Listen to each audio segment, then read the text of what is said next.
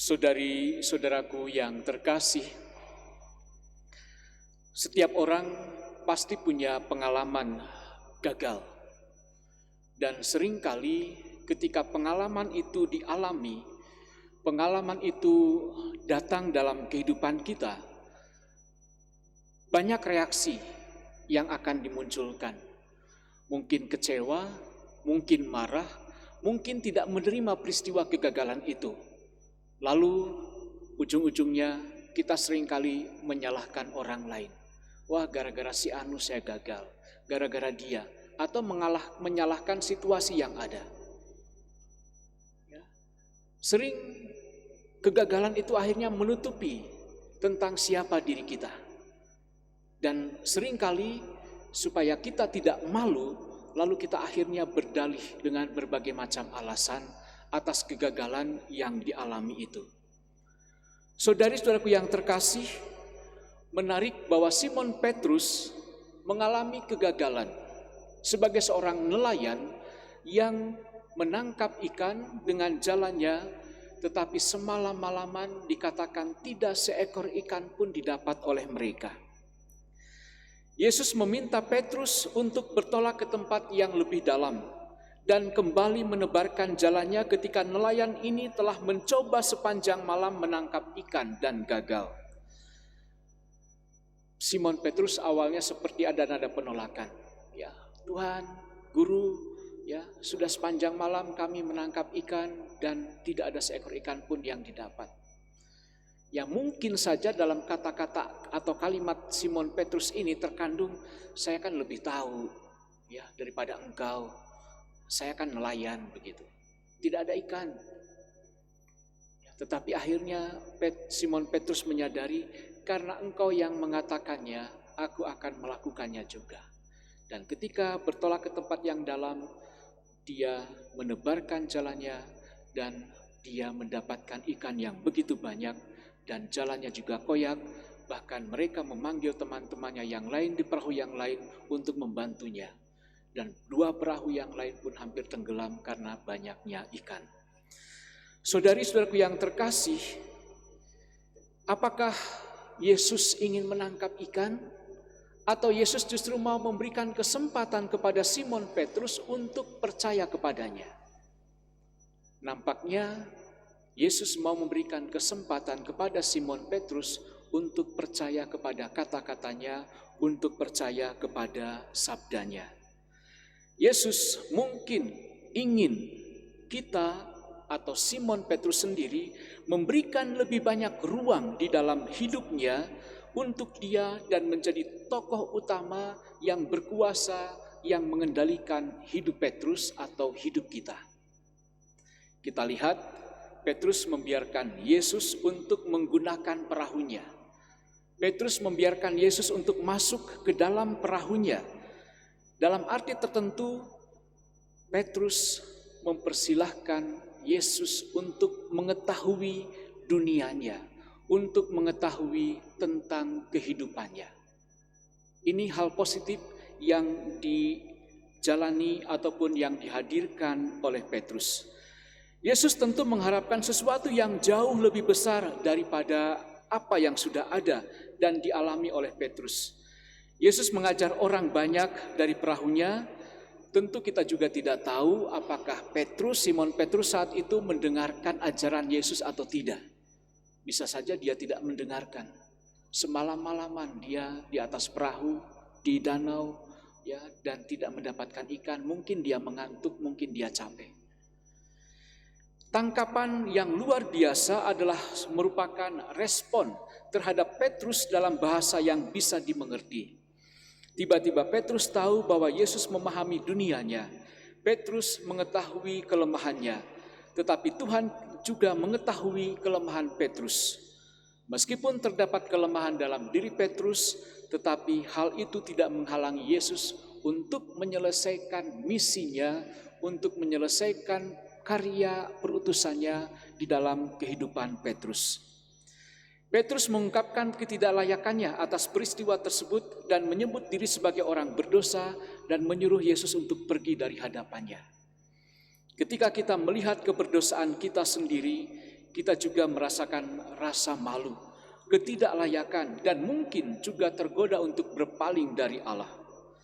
Petrus menunjukkan kepada kita sikap paling sehat secara rohani yang dapat kita miliki terhadap Kristus, sikap yang penuh dengan kerendahan hati dan mengakui realitas kelemahannya, ketidaklayakannya, dan ketidakberdayaannya. Yesus memiliki misi untuk Simon Petrus supaya ia menjadi penjala manusia, dan hal itu dipenuhi oleh Simon Petrus. Bahkan ia melakukannya sampai mati. Yesus juga telah mempersiapkan pekerjaan atau karya-karya perutusan untuk kita lakukan. Ketika kita membiarkan Kristus berkuasa dengan bebas dalam hidup kita, kita dapat melihat semua pekerjaan kita melalui matanya. Yesus menghendaki kita menjadi rekan di dalam misi penyelamatan. Seperti yang pernah dikatakan oleh Santo Agustinus, meskipun Tuhan menciptakan kita, tanpa diri kita, Dia tidak akan menyelamatkan kita tanpa kita. Ya, indah sekali kata-kata ini.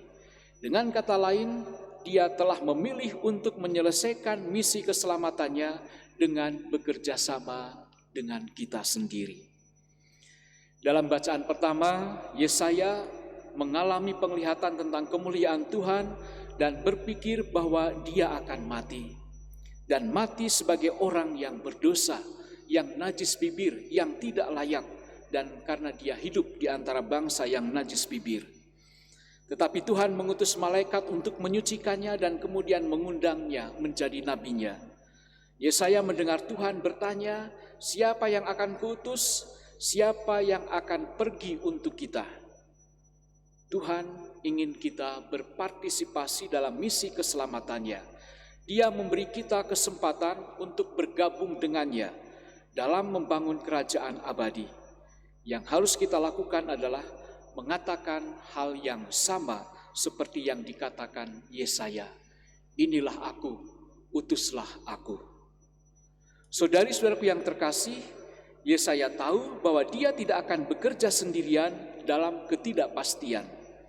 Tuhan telah memurnikannya dan akan bersamanya di dalam karyanya sebagai seorang utusan Tuhan, sebagai seorang nabi.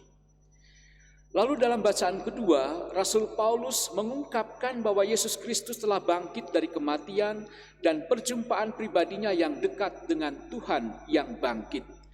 Dia juga mengingat ketidaklayakannya untuk ditugaskan sebagai rasul. Dia mengatakan di antara para rasul yang ada, dialah yang paling hina. Dia mengakui itu karena dia telah mengejar-ngejar para pengikut Yesus.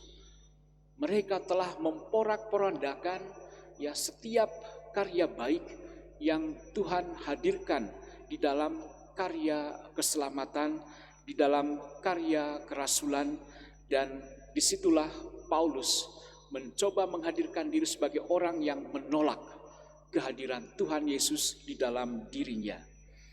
Paulus menganiaya orang Kristen dan yakin bahwa dengan penganiayaan itu mereka akan meninggalkan agama mereka. Kemudian Tuhan yang bangkit menampakkan diri kepadanya, membuatnya buta dan memberinya waktu tenang untuk memproses apa yang telah terjadi. Paulus akhirnya melihat misinya sebagai rasul, sebagai karya besar anugerah Tuhan, bukan hanya jasanya sendiri. Ia mengakui bahwa ia bekerja dengan baik, ia menyelesaikan setiap karya perutusannya dengan baik. Saudari-saudaraku yang terkasih, ketika Tuhan memanggil kita untuk melakukan sesuatu yang besar di dalam kehidupan kita, dengan hidup kita sendiri, reaksi alami adalah kita merasa tidak layak, merasa tidak mampu. Ya mungkin sudah sering dikatakan, saya juga sering kali mengalami kalau meminta bantuan atau permohonan ya kepada umat, yang tentu saja saya meminta bantuan tersebut karena saya merasa bahwa orang tersebut bisa, orang tersebut mampu. Ya, saya tidak akan semata-mata, ayo ikut saya. Ya, Pasti semuanya sudah diperhitungkan. Ya. Cara-cara yang saya lakukan tentu juga memperhitungkan banyak hal. Ya. Pak atau Bu, bisa membantu kita di paroki kita untuk pekerjaan ini, untuk karya ini? Ya. Aduh, maaf Pastor, saya tidak pantas, saya belum layak, dan segala macamnya. Kalau kita mengukur ketidakpantasan atau kelayakan, sebenarnya siapa sih yang layak di hadapan Allah, yang pantas di hadapan Allah? Tetapi justru karena ketidaklayakan itulah kita mau semakin memurnikan kehidupan kita, motivasi kita di dalam karya-karya yang bisa kita lakukan, dan kita juga akan semakin dekat dengan Allah, dan disitulah Allah akan memampukan, akan melayakkan kita. Apakah saya layak?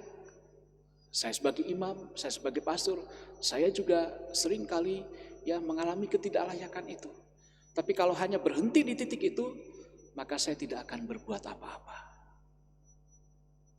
Saya mungkin tidak akan membawa perubahan apa-apa, baik dalam diri sendiri maupun dalam diri orang lain.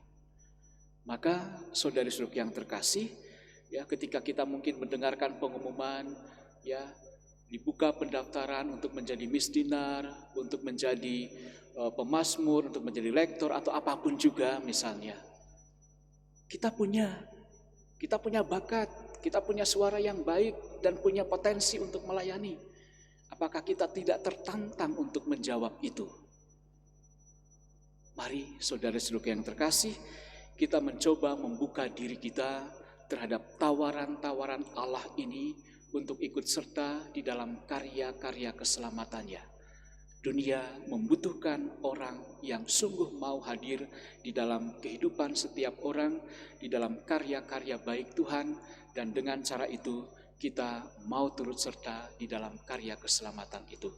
Semoga kita berani menerima tawaran ini dengan tulus ikhlas. Tuhan memberkati.